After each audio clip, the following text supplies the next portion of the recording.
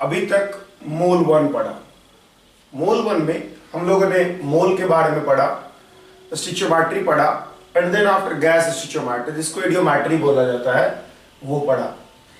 ये तीनों चैप्टर्स में आपको मोल का फॉर्मूला, जैसे कि number by Avogadro number, weight by molar weight, volume by molar volume, इन सब का यूज होगा। इन सब के यूज से ही आपने सवाल बनाया था। स्टिचोमेट्री में आपने दो प्रिंसिपल और पढ़ा, POAC and mole stoichiometric relationship. Eudiometry के केस में हमने मोल स्टिचोमेट्रिक रिलेशनशिप को ही volume stoichiometric relationship and pressure stoichiometric relationship में अलग अलग कंडीशन में कन्वर्ट किया फॉर गैसेस। अब हम लोग मोल का दूसरा हिस्सा पढ़ने जा रहे हैं। मोल का दूसरा हिस्सा में बहुत सारा चैप्टर्स को पढ़ना है, जैसे कि पहला टाइप्स ऑफ रिएक्शन, दूसरा आपको इक्विवेलेंट वेट वैलेंसी फैक्टर का जानकारी, तीसरा वॉल्यूमेट्रिक एनालिसिस एंड चौथा टाइट्रेशन। ये सभी चैप्टर जो है थोड़ा सा इंडिपेंडेंट होगा। हालांकि टाइट्रेशन में जाकर के आप सब कुछ का यूज करोगे जो आपने मोल वन में भी पढ़ा है और अभी पढ़ रहे हो। तो ये सारा चैप्टर जो है सीक्वेंस किया गया है टू अंडरस्टैंड टाइट्रेशन। टाइट्रेशन एक इंपॉर्टेंट चैप्टर, एक प्रॉब्लम बेस्ड चैप्टर माना जाता है, जैसे कि स्टिचोमेट्री था, और स्टिचोमेट्री की तरह का ही चैप्टर है। तो इसलिए आप जब टाइट्रेशन करोगे तो स्टिचोमेट्री आपको अच्छे से आना चाहिए। स्टिचोमेट्री आएगा, उसमें हमने दो प्रिंसिपल पढ़ा है, मोल स्टिचोमेट्रिक रिलेशनशिप, पीओएसी। टाइट्रेशन में एक और प्रिंसिपल पढ़ेंगे, उसी तरह का सवाल को बनाने का एक और प्रिंसिपल पढ़ेंगे, प्रिंसिपल ऑफ केमिकल इक्विवेलेंस। और इन तीनों फॉर्मूला को, principle of chemical equivalence, mole stoichiometric relationship and POS, इन तीनों को अप्लाई करके हम लोग टाइट्रेशन का सवाल बनाएंगे।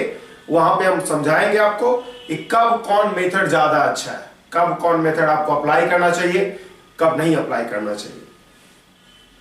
देखिए, टाइट्रेशन बेसिकली दो तरह का होता है, जो कि डिपेंड करता है किस तरह का रिएक्शन इन्वॉल्व है। हम लोग टाइट्रेशन वहां पर डिफाइन करेंगे। टाइट्रेशन दो तरह का होता है, एक होता है एसिड बेस्ड टाइट्रेशन, एक होता है रेडॉक्स टाइट्रेशन। और नाम से पता चल रहा है कि एसिड बेस्ड टाइट्रेशन में एसिड बेस्ड रिएक्शन इन्वॉल्व होगा और रेडॉक्स टाइट्रेशन में ऑक्सीडेशन रिडक्शन रिएक्शन इन्वॉल्व होगा। तो जब तक आप इन दोनों चैप्टर्स का जानकारी नहीं समझते हो, ये नहीं समझ पा रहे हो कि कौन एसिड है, कौन बेस है, कौन ऑक्सीडाइजिंग एजेंट है, कौन रिड्यूसिंग एजेंट है, तब तक टाइट्रेशन के सवाल को बनाना बहुत मुश्किल होगा। सबसे ज्यादा स्टूडेंट इसी में फंसते हैं टाइट्रेशन में कि रिएक्शन क्या होगा, प्रेडिक्ट कैसे करेंगे। एक्चुअल में प्रेडिक्शन जो है रिएक्शन के नॉलेज पर डिपेंड करता है, और रिएक्शन का नॉलेज के लिए हम लोग इस चैप्टर को पढ़ रहे हैं। सबसे पहले मोल 2 में टाइप्स ऑफ रिएक्शन को। तो हम लोग यहाँ पे तीन तरह का रिएक्शन पढ़ेंगे इस चैप्टर में। टाइप्स ऑफ रिएक्शन में हम लोग तीन तरह का रिएक्शन पढ़ेंगे। पहला एसिड बेस्ड रिएक्शन, दूसरा रेडॉक्स रिएक्शन, एंड तीसरा एक छोटा सा रिएक्शन होता है प्रेसिपिटेशन रिएक्शन। बिकॉज इन तीनों का ही यूज होगा आपको टाइट्रेशन। ज्यादातर दो ही का यूज होगा, एसिड बेस और रेडॉक्स, लेकिन प्रेसिपिटेशन रिएक्शन का भी कभी कभी यूज किया जाता है। तो हम लोग इस चैप्टर में यही तीनों रिएक्शन पढ़ने जा रहे हैं। टाइप्स ऑफ रिएक्शन में हम लोग यहां पे यही पढ़ने जा रहे हैं, वही रिएक्शन पढ़ रहे हैं जिसका कि टाइट्रेशन में इंपॉर्टेंस। टाइप्स ऑफ रिएक्शन में हम लोग पढ़ने जा रहे हैं यहां पे पहला एसिड बेस रिएक्शन। हम लोग सबसे पहले पढ़ेंगे एसिड बेस रिएक्शन क्या होता है, एसिड और बेस क्या है, इसका डेफिनेशन क्या है। एसिड बेस रिएक्शन को ही न्यूट्रलाइजेशन रिएक्शन कहते हैं। एसिड बेस रिएक्शन को ही न्यूट्रलाइजेशन रिएक्शन भी कहा जाता है, कि बहुत सारे केसेस में न्यूट्रल होता है जब strong acid strong base reaction करता है। हालांकि ऐसा हमेशा नहीं है, हमेशा न्यूट्रल फॉर्म में सॉल्ट जो बनेगा न्यूट्रल ही बनेगा। सब लोग जान रहे होंगे, acid plus base react together to give salt and water. तो सॉल्ट का टाइप होता है, कुछ ही सॉल्ट न्यूट्रल होता है, हर सॉल्ट न्यूट्रल नहीं होता है। दूसरा हम लोग को पढ़ना है oxidation reduction reaction. Oxidation reduction reaction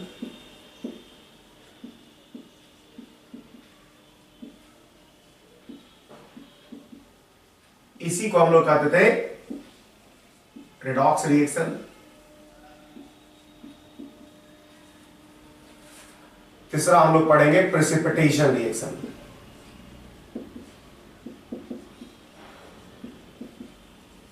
तीसरा हम लोग पढ़ेंगे precipitation reaction,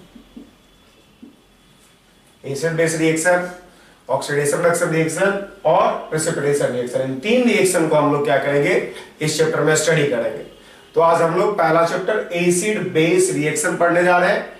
acid base reaction होता क्या है, एसिड और बेस क्या होता है, इन सभी चीजों को पहले समझा जाएगा। ठीक है, तो देखिए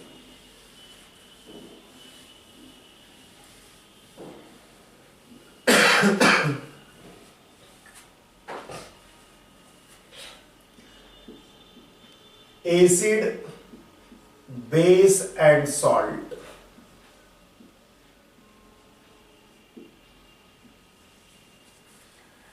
ये तीनों चीजों को सबसे पहले हमें समझना होगा। सॉल्ट क्या है, एसिड क्या है, बेस क्या है। तो देखिए सबसे पहले हम लोग एसिड और बेस को समझेंगे, उसके बाद हम आपको सॉल्ट के बारे में बताएंगे, सॉल्ट का टाइप क्या होता है, सॉल्ट कैसे बनता है, ये सारी चीजें। देखिए एसिड और बेस का एक सिंपल डिफिनेशन है जो सीधा ये है कि वैसा सब्सटेंस जो पानी में घुल करके H+ दे उसको एसिड कहते हैं, वैसा सब्सटेंस जो पानी में घुल के OH- दे उसको बेस कहते हैं। हालांकि ये डिफिनेशन बहुत जगह फेल करता है, तो नया डिफिनेशन दिया गया, फिर उस डिफिनेशन को के लिए भी कुछ फेलियर है, इसलिए उसके बाद नया डिफिनेशन दिया गया। बेसिकली 3 कंसेप्ट होता है एसिड बेस का। There are 3 concepts of acid and base. इधर लिख रहे हैं आपको, there are 3 concepts of acid and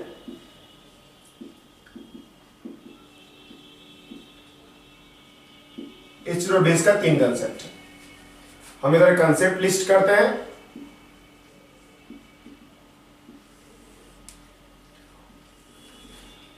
और इधर हम डिफिनेशन ऑफ एसिड लिखते हैं और डिफिनेशन ऑफ बेस लिखते हैं। डिफिनेशन ऑफ एसिड लिखा और डिफिनेशन ऑफ बेस लिखा।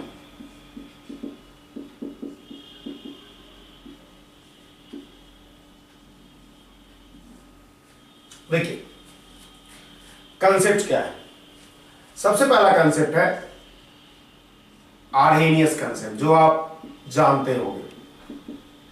आर्हेनियस कंसेप्ट क्या कहता है, आर्हेनियस कंसेप्ट के अनुसार एसिड एक ऐसा सब्सटेंस है जो वाटर में डिसॉल्व होकर के H+ आयन देता है। Acids are those substance, acids are those substances which dissolve in water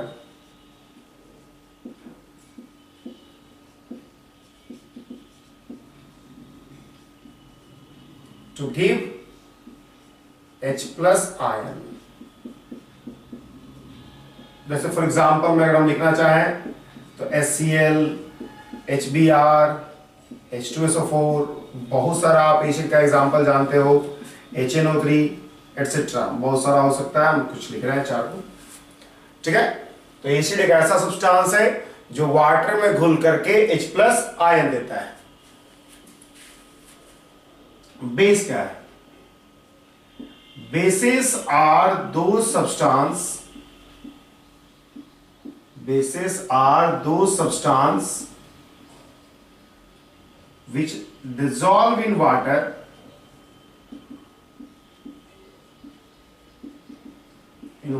to give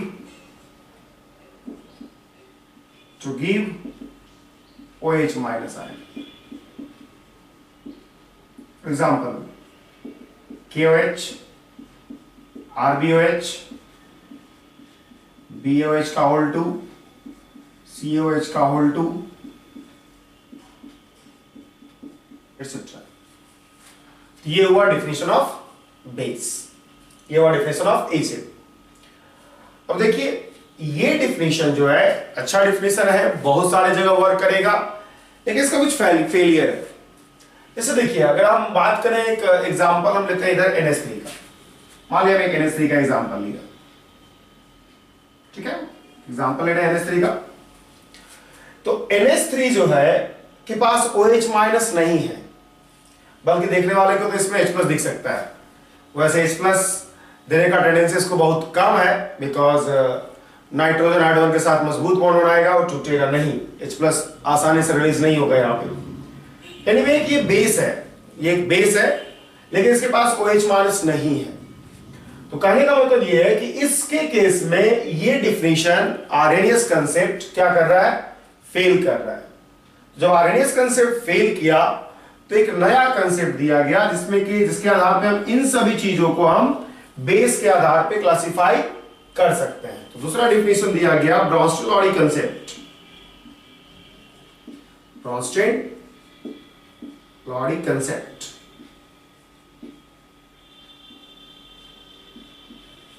Bronsted-lorry concept. अब देखिए इसके अनुसार से क्या है, इसके अनुसार से एसिड का डिफिनेशन तो सेम रहा, एसिड्स आर दो substance which gives H+ ion. इसके लिए एक्वस मीडियम का रिक्वायरमेंट नहीं होगा, व्हिच गिव्स H+ आयन, जो H+ आयन देता है। तो बस एक्वस मीडियम का, वाटर का कोई जरूरत नहीं है, तो इसलिए एग्जांपल तो सेम ही रहेगा। बेस क्या होगा, बेसेस आर दो सब्सटेंस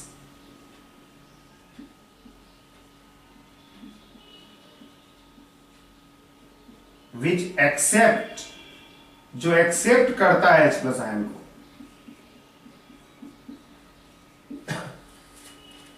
डिफिनेशन में थोड़ा चेंज हुआ, ये कह रहा है कि जो H मास देता है, ये कह रहा है कि जो H+ लेता है वो बेस है। जैसे एग्जांपल के लिए अगर हम बात करें तो एवं एग्जाम्पल तो होगा ही, ये बात भी गौर करिए, ये बात गौर करने लायक है कि बहुत लोगों को लगता है कि ये जो है आर्हेनियस बेस है, ब्रोंस्टेड बेस नहीं है, जबकि ये आर्हेनियस है तो ब्रोंस्टेड भी है, because Bronsted concept is the more advance concept than Arrhenius concept. इसलिए हर एसिड बेस जो आर्हेनियस होगा वो ब्रोंस्टेड होगा ही, लेकिन हर ब्रोंस्टेड एसिड बेस आर्हेनियस हो ये कोई जरूरी नहीं है। हम लोग एग्जांपल से आगे समझाएंगे आपको। CaOH का होल 2, इसके अलावा जैसे हमने अभी NH3 का एग्जांपल लिया, N2H4 का एग्जांपल हो सकता है। तो ऊपर वाला तो सारा एग्जांपल में होगा ही, साथ ही साथ कुछ नया भी बेस को हम लोग क्लासिफाई इस डिफिनेशन से कर सकते हैं। अब देखिए यहां पर अगर एग्जांपल की बात करें तो चूंकि डिफिनेशन ही सेम है इसलिए हम लोग सब कुछ सेम ही ले सकते हैं, HF, HBr, H2SO4, H2SO3, ये सब चीजें जो भी है थोड़ा थोड़ा अलग पिक ले लिया हमने, तो सारा कुछ हो गया। अब देखिए पॉइंट ये है कि ये डिफिनेशन भी एक जगह फेल करता है। ब्रोंस्टेड जो कंसेप्ट है वो भी एक जगह फेल करता है, जैसे BCl3। BCl3 को अगर आप रिएक्शन कराओगे NH3 के साथ तो ये रिएक्शन करता है, ये बेस है और ये एसिड की तरह बिहेव करता है, लेकिन इसमें कहीं भी आपको H+ दिखाई नहीं दे रहा है। तो H+ देने वाला एसिड है, इस डिफिनेशन को हम यूज नहीं कर पाएंगे। तो हम लोग को तीसरा डिफिनेशन दिया गया है जो सबसे ज्यादा एडवांस कंसेप्ट है, Lewis concept. Lewis concept is the most advance concept of acid and base. कहने का सीधा मतलब है कि हर आर्हेनियस को ब्रोंस्टेड कह सकते हैं, ब्रोंस्टेड को लुईस कह सकते हैं, लेकिन लुईस को आर्हेनियस कह दें, ब्रोंस्टेड कह दें, ये कंपलसरी नहीं है। ज्यादा एडवांस कंसेप्ट कहने का मतलब है कि वो पहले वाले चीजों को तो डील कर ही रहा है एसिड बेस की तरह, साथ ही साथ कुछ नए सब्सटेंस को भी एसिड की तरह क्लासिफाई कर रहा है। लुईस कंसेप्ट के आधार पे एसिड्स आर दो सब्सटेंस विच एक्सेप्ट, जो एक्सेप्ट करता है इलेक्ट्रॉन पेयर, जो इलेक्ट्रॉन पेयर एक्सेप्ट करता है वो एसिड है। और इसके अनुसार हम एक लाइनिंग देते हैं जिससे कि आप डिस्टिंक्शन समझ सको कि अलग अलग पॉइंट कहां से है। इसके अनुसार बेसेस आर दो सब्सटेंस which donate क्या, इलेक्ट्रॉन पेयर। जो इलेक्ट्रॉन पेयर देता है वो बेस हुआ, जो इलेक्ट्रॉन पेयर लेता है वो हमारा एसिड हुआ। जैसे कि एग्जाम्पल में अगर हम बात करें तो ऊपर वाला तो एग्जाम्पल होगा ही इसका, साथ ही साथ BCl3, B2H6, BS3, ये सब क्या हो गया BS2, ये सब क्या हो गया BCl2, ये सब एग्जाम्पल हो जाएगा लुईस एसिड का। लुईस बेस का एग्जाम्पल KOH, NH3 तो होगा ही, साथ ही साथ NCl3 भी होगा। ठीक है, कोई भी जिसके पास लोन पेयर है वो सब हो सकता है। ठीक है, जैसे कि हम ClO3 माइनस कर सकते हैं, ये सबके पास लोन पेयर है तो देगा। तो ये तरीका है। एसिड बेस को क्लासिफाई करने का 3 तरीका है, Arrhenius concept, Bronsted concept and Lewis concept. Lewis concept is the most advance concept of acid and base. कहने का सीधा मतलब है कि हर आर्हेनियस एसिड को हम ब्रॉन्स्टन कह सकते हैं और ब्रॉन्स्टन को हम लोग लुईस कह सकते हैं, लेकिन उल्टा ट्रू नहीं होगा। समझ में आ रहा? यही कंसेप्ट है एसिड और बेस का। अब देखिए, फिजिकल केमिस्ट्री की बात जहां तक करें तो हम लोग को बेसिकली आर्हेनियस कंसेप्ट और ब्रॉन्स्टन कंसेप्ट ही पढ़ना होता है। लुईस कंसेप्ट अब ज्यादा इनऑर्गेनिक, जहां पे केमिकल बॉन्डिंग में हम पढ़ाएंगे, और ऑर्गेनिक पे पढ़ाएंगे। ऑर्गेनिक में अच्छा खासा यूज होगा, लेकिन ज्यादातर फिजिकल केमिस्ट्री में हम लोग आर्हेनियस और ब्रॉन्स्टन तक अपने आप को सीमित रखें।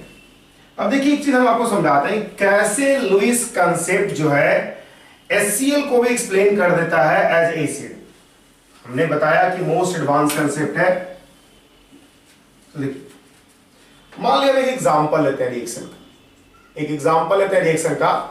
एक रिएक्शन लेते हैं हम, एसिड बेस रिएक्शन एक लेते हैं। हमने एक एसिड बेस रिएक्शन लिया, HCl NaOH के साथ रिएक्शन करके क्या कर रहा है, NaCl प्लस वाटर बना रहा है। ये हमारा एग्जांपल है।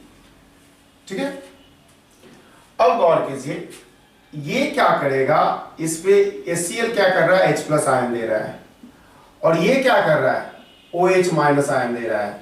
तो by definition of Arrhenius concept, this is the base, Arrhenius base, and this is the acid, Arrhenius acid.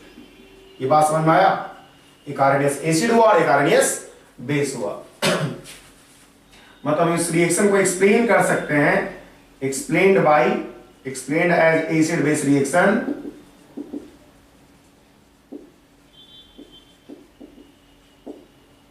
Bye क्या, आर्हेनियस कंसेप्ट।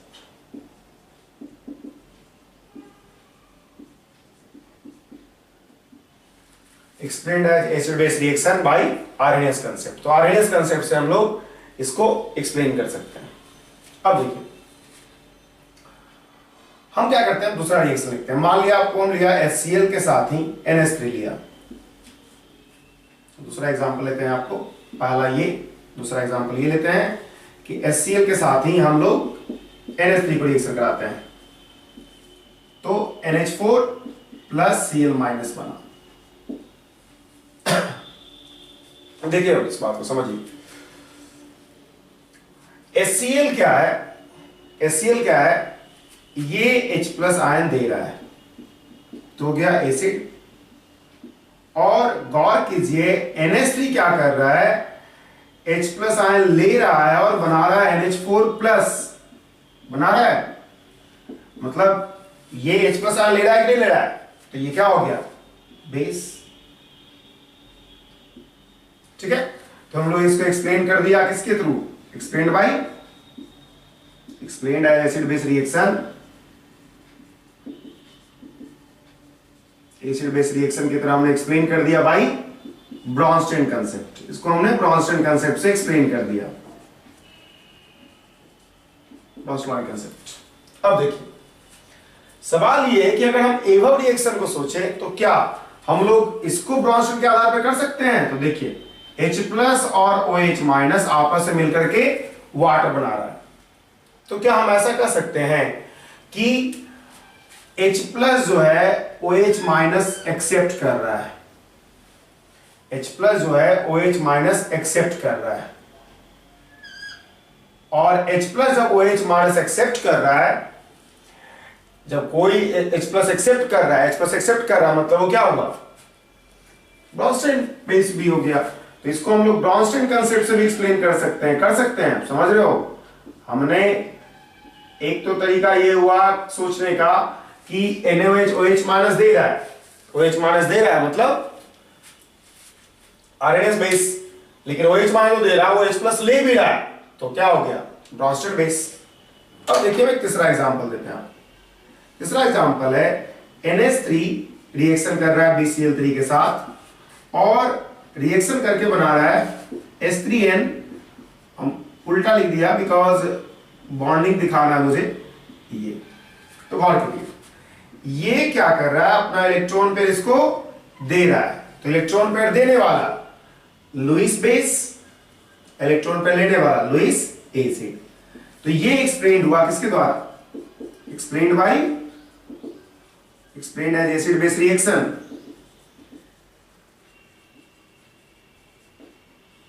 बाय क्या, लुईस कंसेप्ट। तो ये एक्सप्लेन हुआ लुईस कंसेप्ट से, समझ में आया। तो हमारे पास 3 एग्जांपल है। अब देखिए सवाल ये उठता है कि क्या हम इस रिएक्शन को लुईस कंसेप्ट के आधार पर एक्सप्लेन कर सकते हैं।